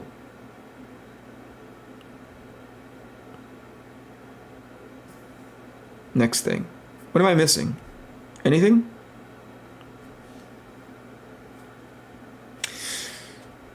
Let me get back to chat in just a hot minute. What was I working on this week? Can I tell you something that is pretty dang interesting? I hope that's turning out okay. Does it look better like this? Like that? On, off, on, off. I think on is better. That saturation really helps you, really draws your eye to the center there. Okay, so I'm, as you know, I am currently trying to find a way to subsidize paying for this entire project out of pocket up front so that the goal of delivering these images to you, not images, but delivering this book to you, the delta is bridged from like 6 to 8 months to like closer to 1.5 to 2 months. But obviously that there is an initial investment that needs to be made, not just on my efforts because I'm writing and drawing it, but from the effort of like the printer, not the pre-production end, which is the colorist, the letterer, and I have an editor now, and I'm so looking forward to working with Joe on this project because he's going to keep me honest. We had a 2-hour-long conversation a couple of weekends ago, and his first preliminary rounds of questions really did help me get through certain answers, even if it never surfaces within the book, but just having it as your headcanon helps to serve as a guide and a compass in the decision making you make with certain character motivations, which is great. But the pre-production end of the book needs to be accounted for. There needs to be a certain chunk of money for that, and on top of it all, there needs to be a certain chunk of money that needs to be allocated to printing ahead of time so that we can bridge that delivery gap. Which means I need to go find that money. And a part of me is in firm belief of like generating money. And one of the ways that I can help that along is generating funds ahead of time so that I can take those funds, and that is what's going to be distributed to the creative team in the pre-production. And this is one of those efforts in order for me to come up with an image that I may, hopefully, knock on wood, sell as an NFT, take the income made from that sale, and then go deposit it so that it'll be the money that I'll use to pay for the team. So this, in the most roundabout way, is what I did the past 4 days. You know, I'd always said like, hey, I'm going to update you on ARC Athena stuff. This is in a way tangentially, but also directly related to ARC Athena pre-production, because I'm going to use the money for this, pay for ARC Athena, yada, yada, yada. Cool.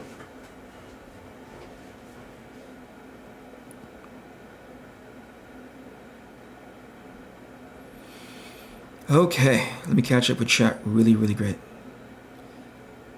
Or really, really quick. I hope you're talking about that splash page, Rob. Thank you so much. I appreciate your insight. I appreciate your words of encouragement and support. Seriously, man. Thank you. I don't know if you were in here earlier, but I was talking you up to Mike and I was talking you up to chat. What an amazing resource you have been, an amazing sort of confidant and ear to pull on in regards to crowdfunding. I had mentioned your consistent updating of your how to crowdfund successfully documents, and that has been an invaluable resource to a new person like me going into the crowdfunding space. So thank you for that. You'd love to see the 3D model. Sure. Let me bring that up in a minute. I got the speed of a cheetah? I don't think so, Michael DiNicola. I don't think that's true. That hashtag is awesome, Billy. I'm going to use that in earnest as soon as the campaign starts, for sure. Thank you so much. Yeah, the hair color sucks as black. Yep, the moment Jules rendered it and I saw it on the page, I was like, that sucks. That is awful. So we're probably going to go to we're probably going to maintain that hairstyle, not do the flat top, right? And then, not do the flat top and then do the, and then do blonde. Or I will do like a super short cropped hair, a buzzed haircut and turn it like platinum white, platinum blonde. These pages look absolutely stunning. Lovely work. Thank you so much, Billy. Would white work? We're going to try it. We're going to trend towards blonde more than white, because white is like too cable-y, and that's who he's inspired by. It's a combination between like Cable and Ghost in the Shell, Batu from Ghost in the Shell. Are you talking about this image? Thanks, man. That took like 3 or 4 days to render, I think. I can show you the image under it. You guys ready? This is actually an image that I had done that's a lie. About 8 years ago, as many as 10. I had rendered it already in digital. It was a pen and ink drawing that I then took into Photoshop, and you guys are going to see how much I love that add noise filter. I thought I was so cool by making it look painterly. But I took this image and I'd realized, and this is all stemming from the fact that between Marvel and DC in specific sent out that really clumsily worded cease and desist letter to all of their freelancers saying, hey, we own all the rights to your art, including, well, actually they didn't mention it, but it was implied that including all of your one-offs. So the fact that you're selling it, whether it be in NFT space or original space, is highly illegal and frowned down upon, blah, blah, blah, blah. I'm not capturing it I'm not doing it verbatim, but I was really genuinely annoyed by that. Anyway, business being what it is, I understand why they needed to do it, considering there's so many new and nuanced things that's happening in NFT space. So rather than poke the bear more, I was like, forget you guys. I'm going to go do things that are in public, in the, what is it called? In the public arena as far as like copyright and trademark is concerned. And this is an image that I had already done, right? But I looked at it and I thought like, oh, that needs polish. Now I thought I only needed to polish a certain portion of it, call it good to go, and then have it minted and so on. But unfortunately, as soon as I got started on and I think you guys were here for this beginning part of last stream, or the end part of last stream a week ago, I had started, the more I did, the more I'd realize, ooh, this needs polish too. To the point where I just redid the whole thing. But under here, you can see the original. I'm going to share that with you now. I'm going to take off this saturation layer, leave that off as I turn the painted, the new re-rendered layer on and off. So here's what the old one looked like.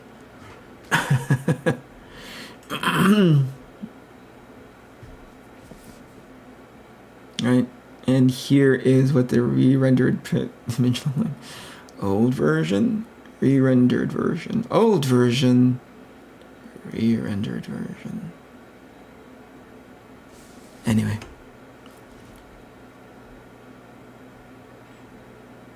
NFT, how dare you? Eric, your carbon footprint. Darn.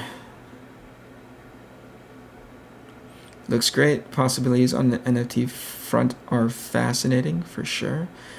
Eric, I just got commissioned this week to do Alice in Wonderland style comic book cover. It would be horrible bad if I took inspiration from your color palette as a colorist on my project. No. Go ahead, man. Go have fun. Enjoy. They did what now? Yeah, I don't think I... They said, don't do that, we're doing it first. That's literally what they said. Don't do that, we own it. But and also, by the way, we're doing it first. And I was so upset. I was so upset to the point where I was like, I need to go calm down and not do anything dumb by overreacting to something like this. And I understand, again, I want to make this very clear. I understand why, as a company, as a business, copyright and IP holders, why they needed to write that letter. Because they wanted everybody to slow down enough so that they themselves can take a measure of what it meant for all of these new things coming about, not the least of which Wonder Woman NFT painting selling for near $3 million. Anyway, I tried to calm down about it. Couldn't quite calm down 100%. And that's why I made that post this past weekend about that Wonder Woman. Anyway, real trite, trivial shit. Not really all that important. The mainstream did something stupid. That's crazy talk. Yeah. DC issued a cease and desist to their freelancers that were selling their work via NFT. Correct. Mainstream comics company really that keeps on giving. I don't know if they're giving. Okay, what did I miss? Rob asked a question that I skipped over, and I think it's important to ask. Are you going to do a stretch goal where the art team gets a bonus? People like that. How the art team gets a bonus? That's a really good question, and the best answer that I can give to you right now, Rob, is I don't know. I've heard people do it before, and I am unsure whether or not. There's a lot of factors contributing into it, but right now it's just a bunch of jumbled concepts in my head. And until I have an understanding of it, I'd rather give it a good thought before I answer one way or the other. Does that make sense? I hope. Okay, what else? Now that I'm done explaining what that is, I'll turn this back on before I forget and accidentally throw that away. So for the remaining, 20 minutes or so, I'm just going to try to re-render all of these pages that have Batu in it. Oh god. And I'm going to experiment to see what looks better, the buzzed haircut or so here's what I've done so far with that hair that's going to end up becoming blonde later. And I think this may be the way to go, only because the lead of Arc Poseidon already has sort of like that super short buzzed haircut. And I don't know if it'd do to have two characters similarly rocking the same haircut design, you know?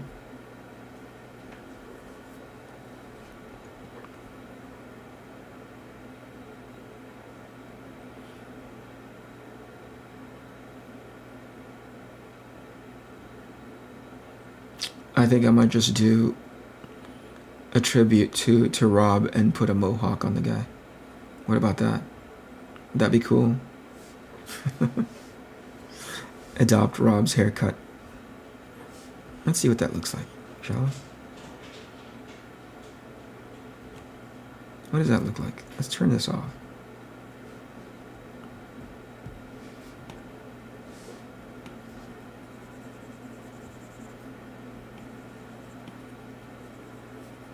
Am I going to need to pay Rob like a finder's fee for using his haircut? Is that a thing? Rob, am I going to have to pay you a finder's fee?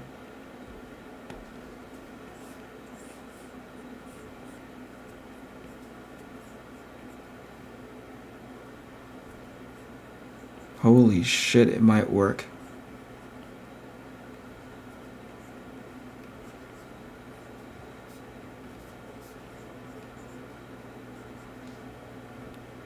Holy crap.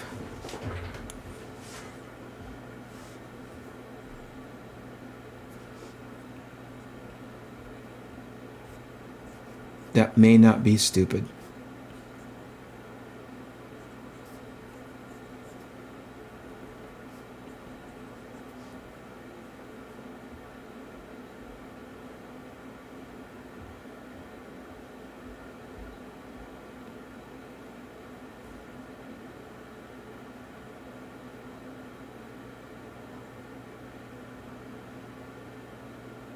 Is that dumb?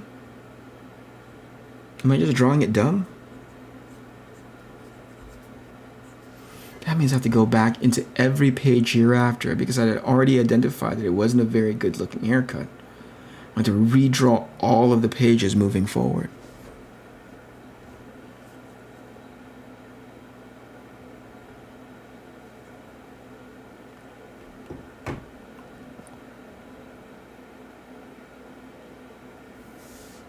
Huh. Alright, let's try the buzz cut version, shall we? Just to play it on the safe side.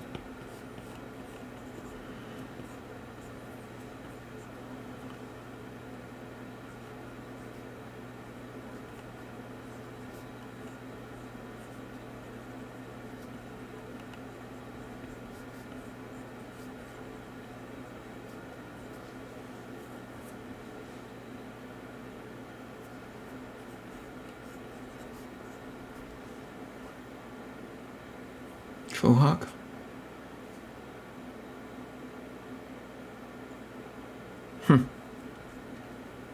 Alright. Maybe. Let me run it through my brain grapes.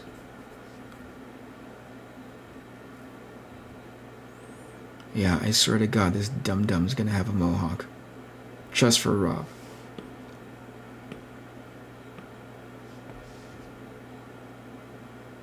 Oh man, that looks pretty dang cool. How do I render that on this?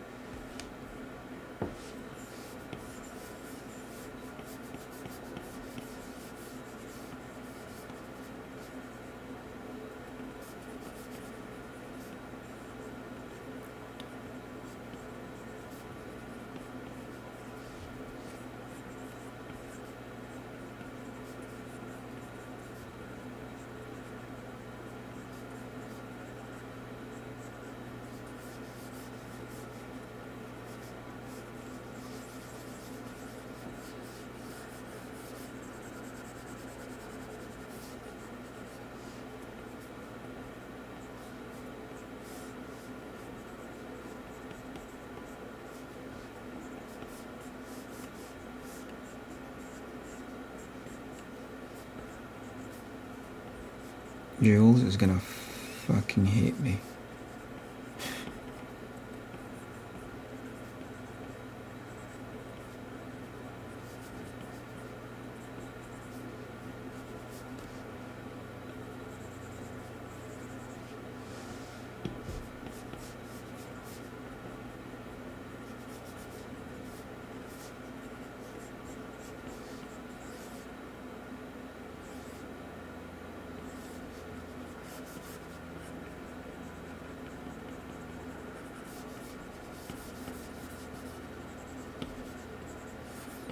Well, okay, thanks, Rob.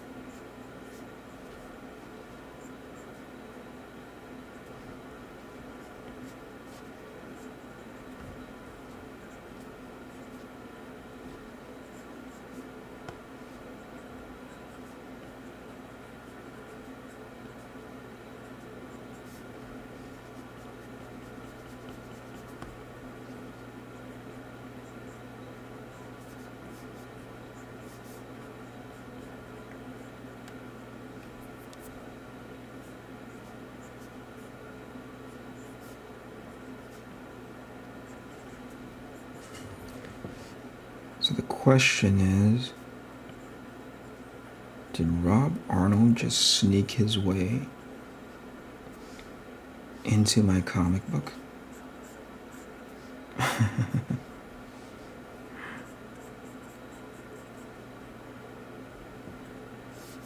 And turn himself into one of the main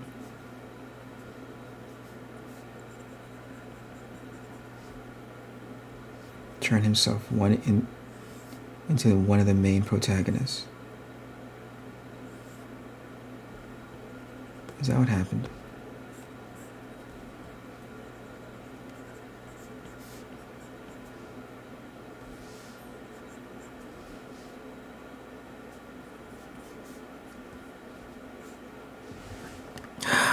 No, I can't do the faux hawk. And I know why. Because the leader of ARC Athena is already has a mohawk. So you can't have her second in command also have a mohawk. That's ridiculous. Whew! Dodge that bullet, Rob.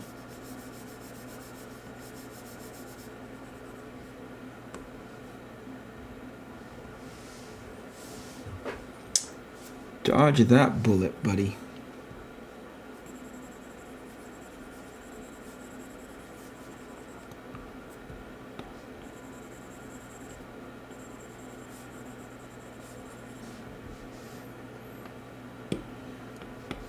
Can I just draw that flat top? Would people be too upset if I drew a flat top? Yeesh.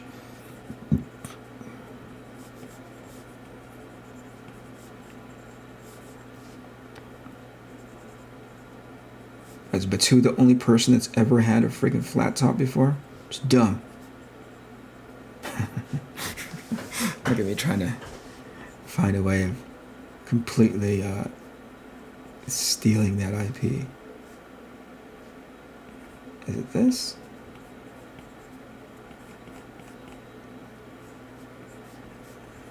Yeah, it'll have to be that. It'll have to be cable. Yep, it'll have to be cable. Okay.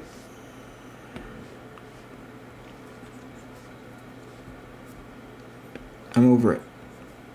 I have 50 other pages to do.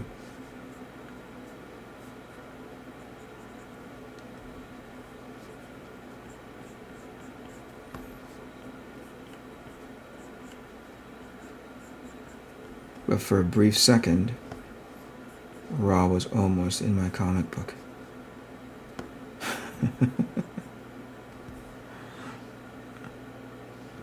Oh, some silly shit.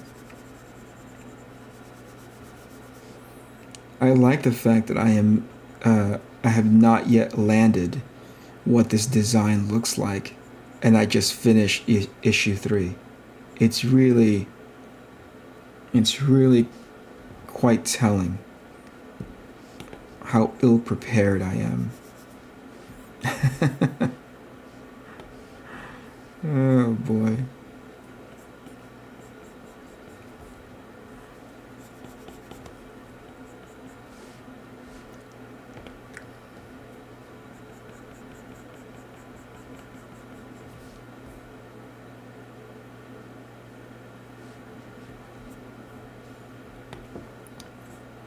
This is professional, kids.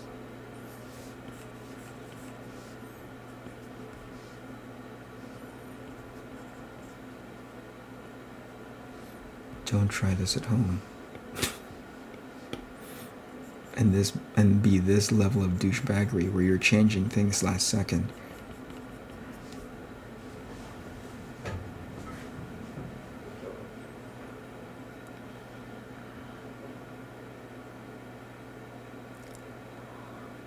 Okay, it'll just have to be this slick back look, but blonde. Oh, thank God.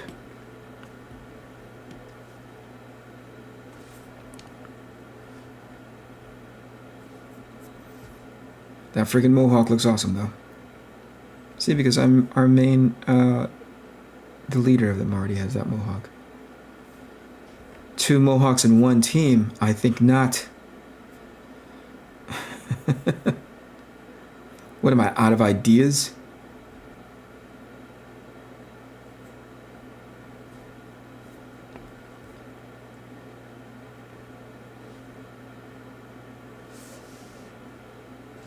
Oops, what the heck? Delete. Delete. Delete. Okay. Oh well, we almost had something cool there.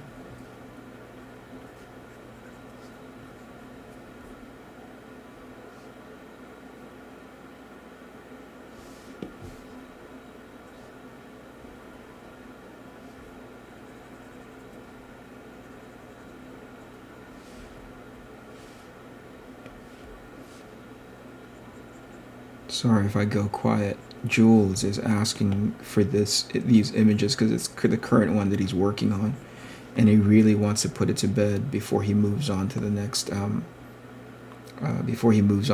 set of images. So forgive me if I am trying to put as pretty a bow on this thing before I get off stream. That way, before I go to bed tonight, he can, like I said, take this thing to a finish and call it a day.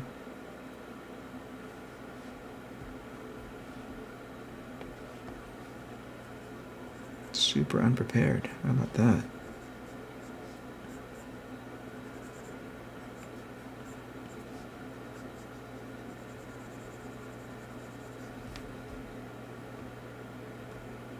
Yep, okay, cool.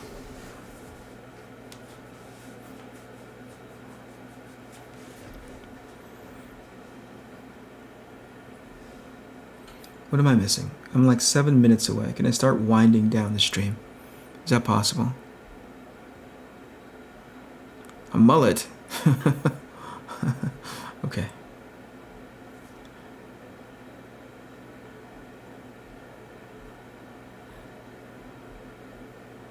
The reverse mohawk, like Animal from Legion of Doom. Like, what's the reverse mohawk? The one that looks like he's just got a gutter in the middle of his head?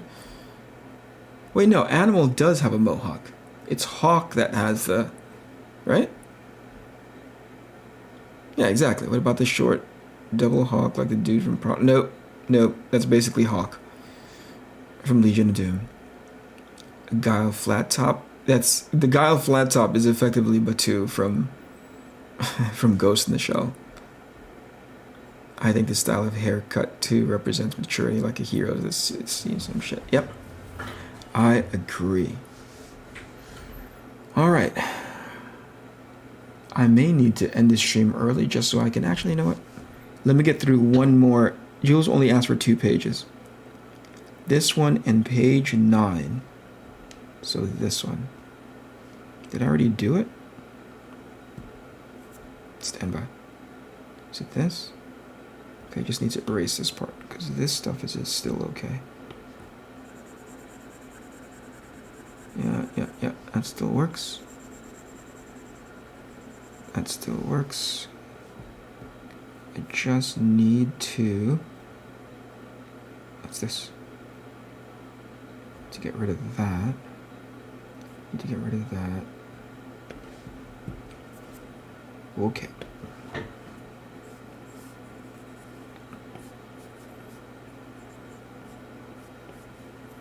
Look at this freaking digital pipeline, you guys.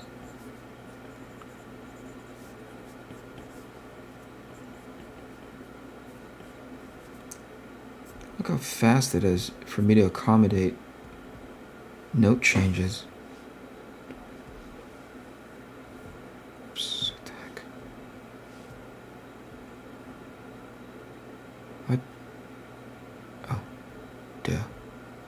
This. And this.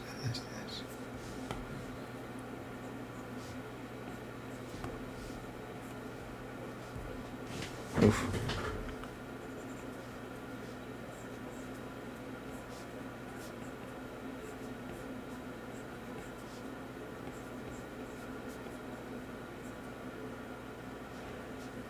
It's literally cable.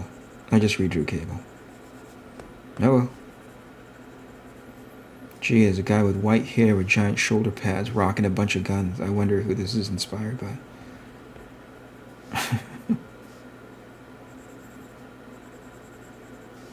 By the way, for those of you who may end up supporting this book, please don't zoom in to this to this level of magnification. It's embarrassing for me.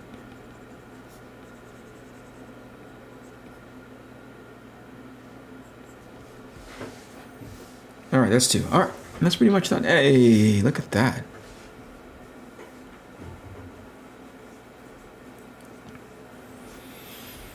Let's see here.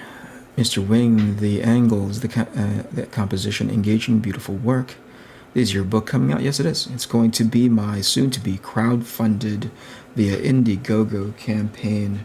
It's called ARC ATHENA. If you go to my website, ericcanetti.com, wait for a little bit for the pop-up. You can get signed up for the newsletter, or you can go to the upper right-hand corner where it says ARC ATHENA updates. That's effectively going to be the newsletter in and of itself, but it's going to be updating with work in progress, pages that I've just recently finished. By the way, heads up, there's going to be a ton of spoilers in there, so if you don't want to see any and all of that, I suggest just getting the updates. And the reason why it would be ideal for you to sign up via email is not just for the updates, but also, and let me get to this before I sign off, that 3 months leading into the ARC ATHENA campaign for issue 1. It's a 5-issue miniseries, but issue 1 is going to be crowdfunding first. But 3 months leading into the campaign, I'm going to be giving away a small 3D sculpted bust at the end of each month for 3 months, and then we launch the campaign. I'll be able to show you what that 3D bust looks like. Stand by.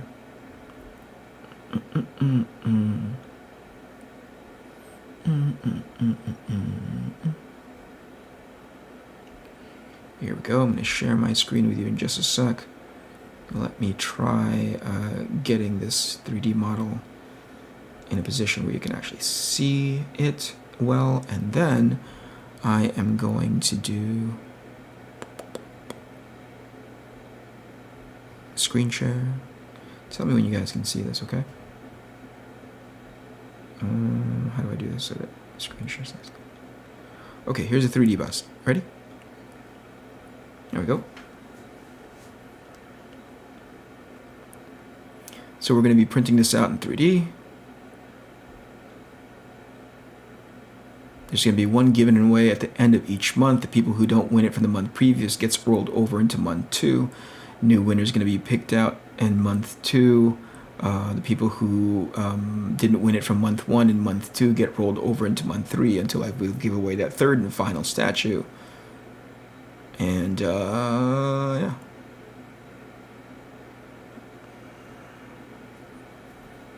There you go.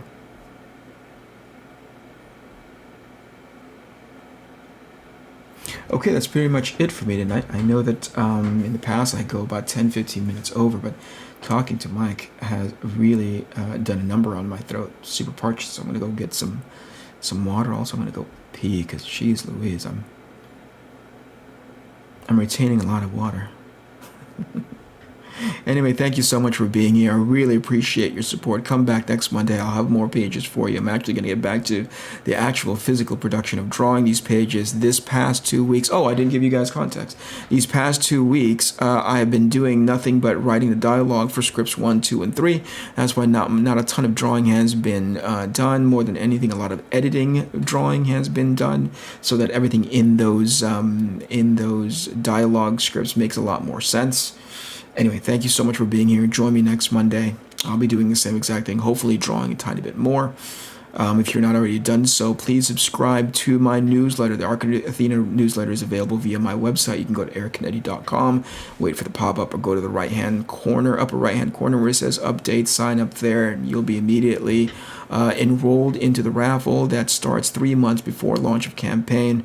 I showed you guys a 3D statue that you could quite possibly win, but for every person that signs up, we'll also be sending out a, I think one of the key things is that, or one of the nice things is that we're going to be able to give you a nice 3D rotation of the movie file of the model that you could win, but only one of you will win it per month. Does that sound cool? If you're already not following me on my social media, I'd appreciate a follow there as well.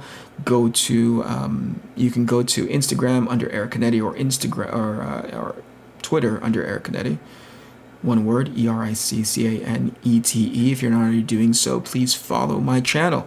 Click that little subscribe button, that little notification bell will tell you when I start streaming. Other than that, thank you so much for your time, and I will see you next week. Have a good evening. Bye.